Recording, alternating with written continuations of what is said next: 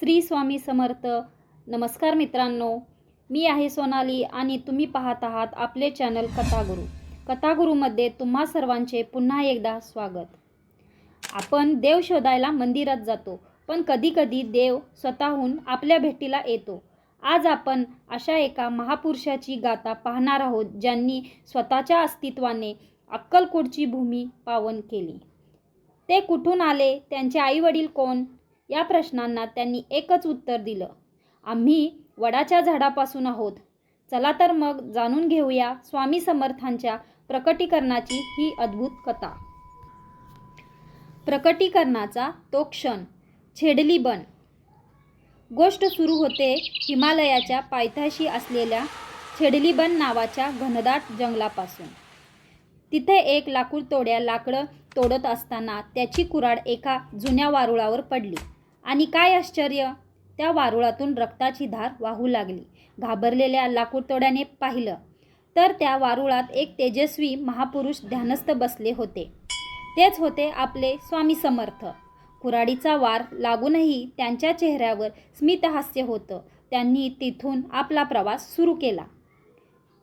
प्रवासातील टप्पे आणि अक्कलकोट आगमन. स्वामींनी भारतभर भ्रमण केलं. हरिद्वार, वाराणसी, पुरी आणि मग ते आले आपल्या महाराष्ट्रात.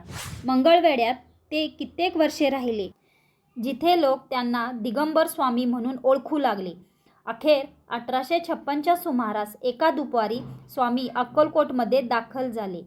अक्कलकोटच्या खंडोबा मंदिरात जेव्हा ते आले तेव्हा त्यांच्या अंगावर साधी लंगोटी होती, पण डोळ्यात ब्रह्मांड व्यापून टाकणारं तेज होतं. एका साध्या माणसासारखे ते तिथे वावरू लागले, पण त्यांच्या लीलांनी संपूर्ण गाव अचंबित झालं. पहिली लीला, चोळप्पांची भक्ती. स्वामींना ओळखलं ते अक्कलकोटच्या चोळप्पांनी. स्वामींचा स्वभाव लहरी होता. कधी ते लहान मुलांसारखे खेळायचे तर कधी रागाने लाल व्हायचे. एकदा एकाने विचारलं, स्वामी तुमचं नाव काय, तुमची जात काय? तेव्हा स्वामी गरजले, आम्ही यजुर्वेदी ब्राह्मण, आमचं नाव नरसिंहभान. स्वामींच्या प्रत्येक शब्दामागे एक गूढ अर्थ दडलेला असायचा. त्यांनी अक्कलकोटच्या वडाच्या झाडाखाली आपलं वास्तव्य केलं, जे आजही स्वामींचा वटवृक्ष म्हणून ओळखलं जातं. भक्तांना दिलेला अभयमंत्र.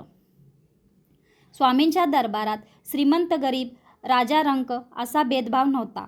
त्यांनी जगाला एक सर्वात मोठा मंत्र दिला, भिवू नकोस, मी तुझ्या पाठीशी आहे. संकटात सापडलेल्या हजारो भक्तांना या एका वाक्याने जगण्याचं बळ दिलं.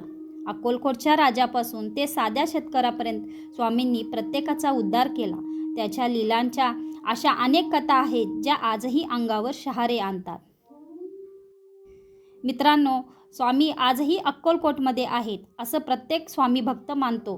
त्यांची ही प्रकटीकरण गाथा तुम्हाला कशी वाटली, कमेंटमध्ये श्री स्वामी समर्थ लिहायला विसरू नका. जर तुम्हाला स्वामींच्या अजून काही चमत्कारिक कथा ऐकायच्या असतील तर आम्हाला कमेंट करून नक्की सांगा. व्हिडिओ आवडला असेल तर लाईक करा आणि कथागुरूला सबस्क्राईब करा. श्री स्वामी समर्थ.